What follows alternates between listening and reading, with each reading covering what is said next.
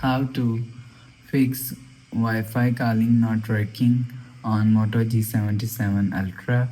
Let's start the video. If you want to fix this problem, so restart phone, just click and hold side power button and volume up button. You will see restart device from here. After restart device, you will see your problem is solved. But if it not solved, open quick settings panel, so just swipe down and you will see turn on flight mode and turn off flight mode.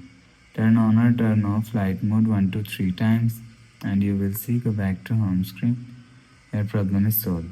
But if it not solved, go to app library, scroll down and click on settings app.